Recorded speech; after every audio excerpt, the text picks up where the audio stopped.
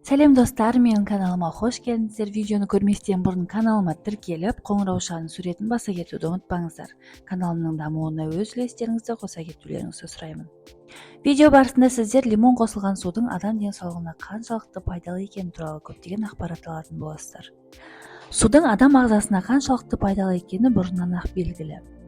Диетолог мамандар су диетасына сәйкес күн сайын аш қарынға 1 стакан таза су ішу керектігін айтады.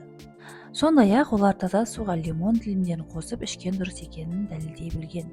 Лимон тілімдері қосылған суды денсаулық сусыны деп атайды. Ол иммунитетті жақсартуға, склероз, анемия сияқты аурулардың алдын алуға жол береді.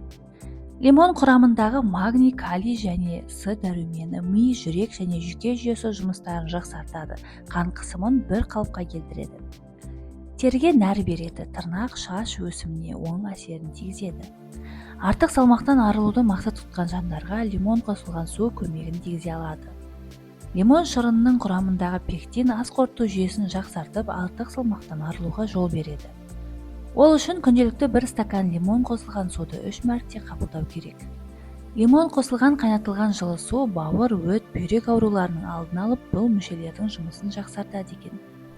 Өт жолында тастардың жиналмауына ықпал етеді, ағзаны зиянды қалдықтардан арылтады. Қан құрамындағы токсиндерден арылтып, терідегі пигменттақтардың көзін жояды. Безеу, сепкіл, әжімнің түсуіне жол бермейді, теріні тазалап, оны ағартады.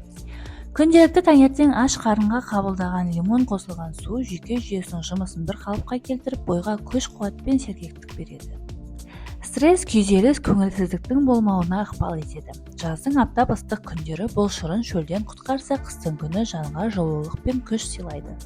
Қайнаған 1 литр ыстық суға лимон тілімдерін салып қойыңыз. Суыған кезде аз-аздан қабылдай бастаңыз, кейін қабылдау мерзімін жиілетіңіз. Сондай-ақ қалауыңыз бойынша 1 шырынға 1 шай қасық бал немесе жалбыз жапырағын қосуға болады.